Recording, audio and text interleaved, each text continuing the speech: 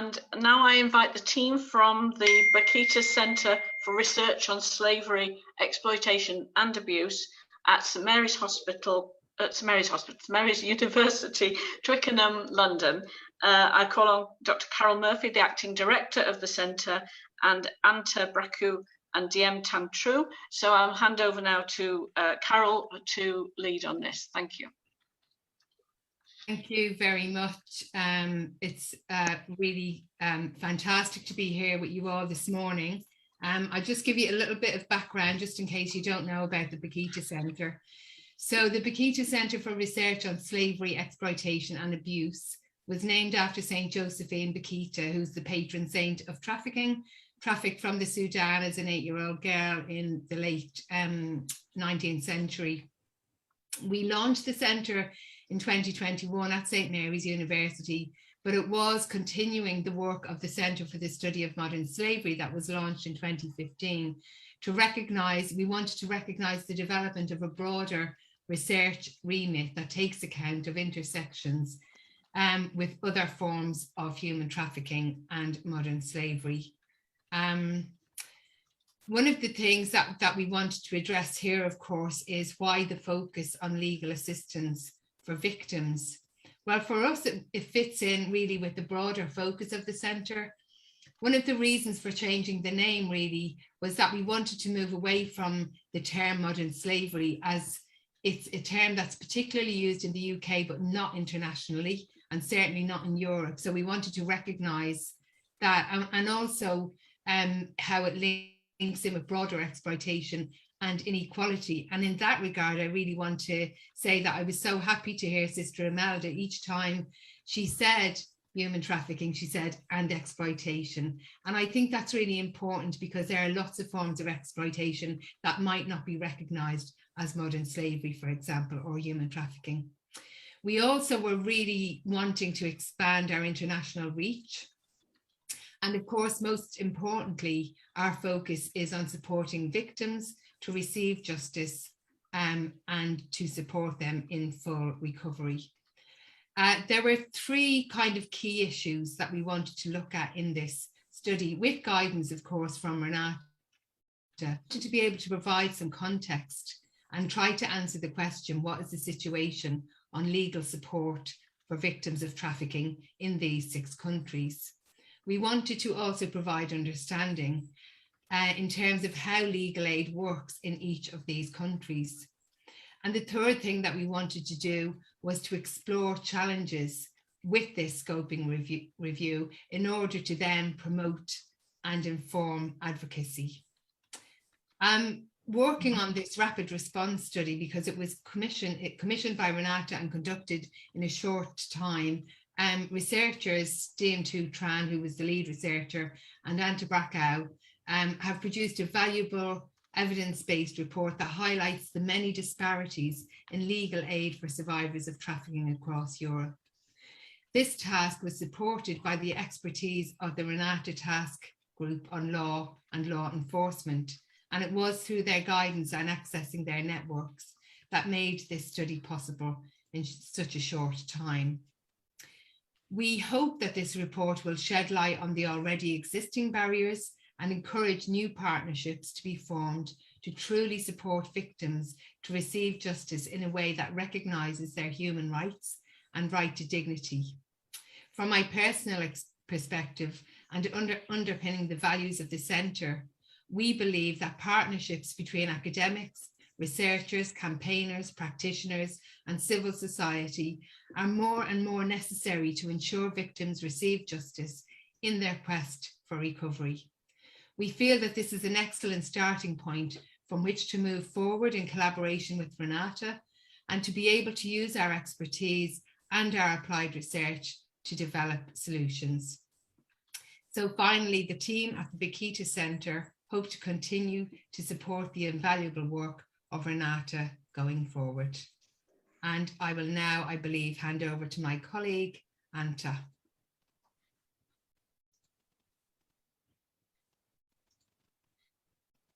Thank you, Carol, and thanks everyone for pulling together this event.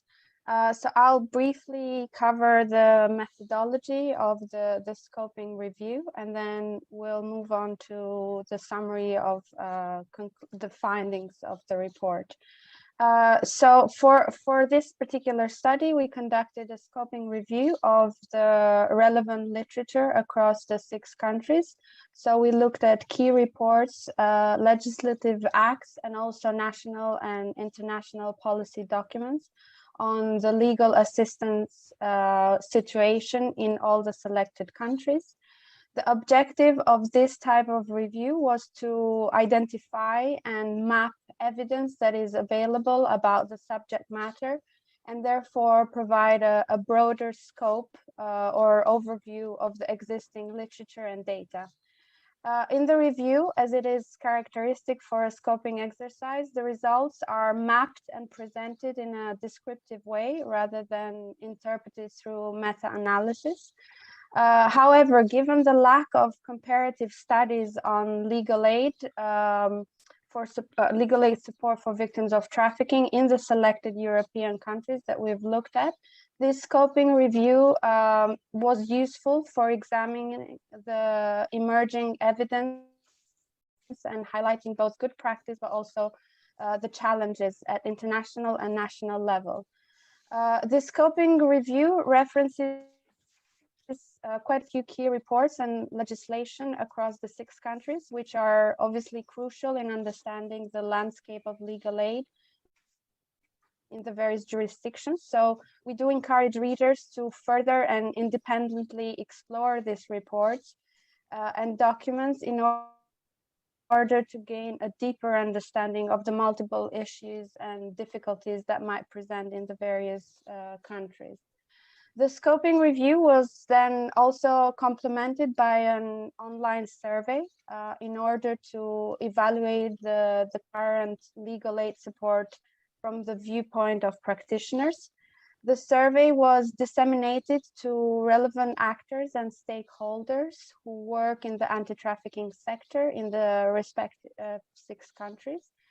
And the Renate Law Task Group members provided most of the contacts of the service for the various service providers and stakeholders who were then invited to participate in the study.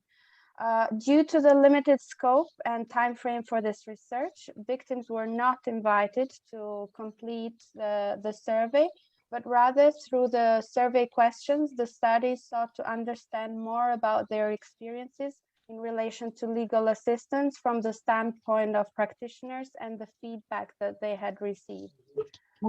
So we used both open-ended and closed questions, focusing on the challenges and best practices in relation to awareness, access, and quality of legal assistance for victims. So in addition to the scoping review of the literature that I mentioned, the report has 3 thematic sections, which reflect on the experiences and viewpoints of practitioners that participated in the study, and DM2 will shortly summarize these sections on awareness, access, and quality in a minute. Last but not least, the report includes a list of recommendations that we hope will be a tool for dialogue. We hope that it will also be useful for researchers and policymakers. Before I hand over to DM2, I also wanted to echo what Carol mentioned about the power of partnership in research. And I wanted to briefly pause and reflect on this theme. Given the limited time frame, so the study was conducted from April to June this year. The study and report would not have been possible, would not have happened if we did not work in partnership with the Renate Law Task Group and the various other professionals and practitioners that are on the call today. Also, as a research center, we value practice-oriented research. And in order to achieve this, partnership working is always the key. So even for this study, we took an inclusive and participatory approach, built obviously on trust and mutual understanding. With the Renate Law Task Group, we had a common understanding of the problem, and that obviously was certainly a good starting point, as Mariana also pointed out. And then we were able to continually exchange ideas and consult with practitioners across the 6 representative countries. Given the reach and the scope of the research, using the wealth of expertise and knowledge available in the Law Task Group, but also the wider Renate network, has been invaluable. And as a research team, we are certainly very grateful for this.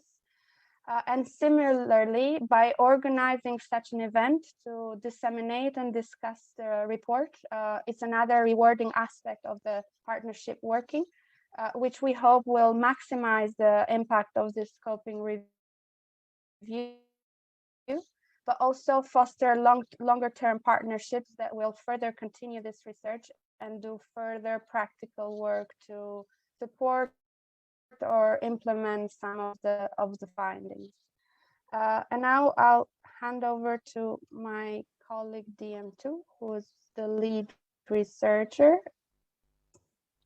Thank you, Anta. Yeah, good morning, everyone. And thank you, Renate, for launching this event and giving us the opportunity really to present the key findings of this research project. So I would like to give an overview of the key findings of this research, and chiefly based on the survey results. So also, many thanks to all the respondents, to the survey, all the people, I believe some of them are present here today. Really taking the time and answering the questions, because otherwise this report again wouldn't have been possible. So first of all, I would like to emphasize that this report was able to capture some of the main challenges and also to highlight the disparities facing victims of trafficking with regards to legal aid across these 6 different countries. And I would also like to mention that victims of trafficking, we have found, receive legal assistance mainly for the purpose of criminal assistance with prosecution and also claiming compensation. And particularly in the context of Germany, Spain, as well as England and Wales, we found that immigration matters are also key reasons why victims seek legal advice in these countries. And this is, of course, not surprising, given that these countries are all relevant destination countries for victims of trafficking. And then furthermore, our comparative analysis shows that victims experience the least challenges when it comes to access legal aid given by NGO-based legal assistance. So this is definitely a positive aspect. But in contrast, there is a very clear need for improvement when we look at provision of legal assistance provided by the government in all these countries. And now I would like to highlight the findings based on the aforementioned 3 key areas of legal assistance. So that is awareness, access, and quality. The aim of the awareness part of the survey was first and foremost to really shed light on how well informed and how aware are victims in terms of their basic rights, but also regarding their entitlement to free legal assistance. On a positive note, we can emphasize that in all these countries, victims do have the right to free legal assistance based on the law. But we also want to stress that this requires that they are first and foremost identified by the authorities as victims of trafficking. And in some cases, they also need to provide evidence that they are actually in need of financial support in order to be able to have this state-funded legal assistance. And so more specifically, this also shows that there are a number of obstacles that victims do face when it comes to being really aware and being informed about legal assistance. And apart from Albania, where victims are more likely to be informed about the rights, the survey findings reveal that officials in the other states only sometimes inform victims about their basic rights after they have been identified as victims of trafficking. So in other words, there are very clear barriers. For example, on the part of the victims, respondents highlighted that victims often have limited language skills, or they lack knowledge about the relevant contacts, the people they can turn to if they want to seek legal advice. And then, more importantly, on the part of the government, there are a number of issues in terms of lack of interpreters. Legal information is often insufficient. Victims often do not understand the information that is given because it's too complex, it's too complicated for people to fully comprehend what rights they actually have. And in the context of Romania, Spain, and Albania, it was prevalent that there's also a lack of trust among victims towards authorities, which again seems to prevent them from accessing legal information in the first place. And then concerning access to legal assistance, one concerning finding is that victims tend to wait between 9 months or even over 12 months to be referred to free legal assistance. This was particularly the case in Romania and Spain. But the waiting time, fortunately, was clearly shorter in other countries, and particularly in Germany and Albania, where they have the shortest periods of maximum 3 months until they could be referred to free legal assistance. And these outcomes are clearly linked to the obstacles to free legal assistance outlined again by the respondents that mainly concern the government policies and also formal processes to to access legal assistance.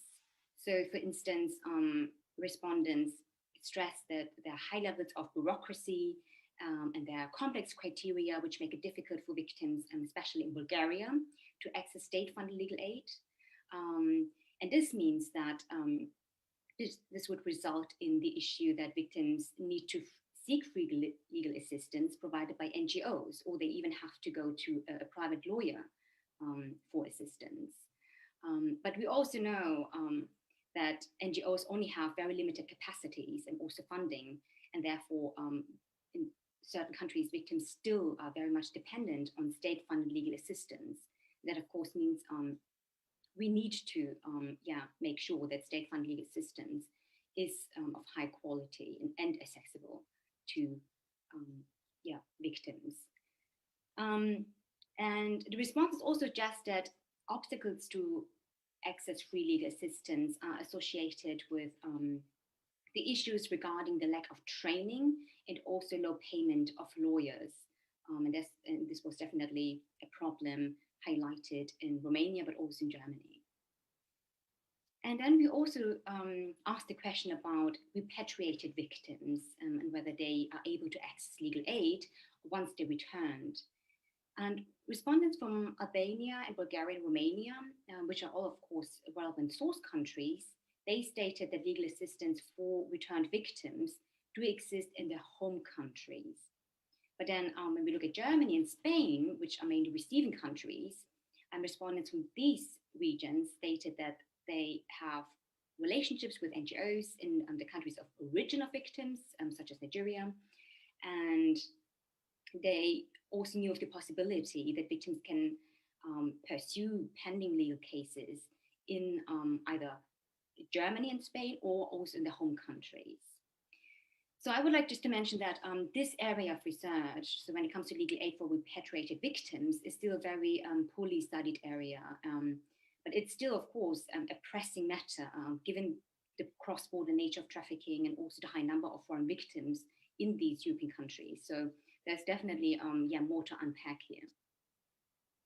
And now lastly, when it comes to the quality of legal aid, then our survey findings show that the positive feedback that we saw mainly referred to the quality of legal assistance provided by the NGOs, as I mentioned at the beginning.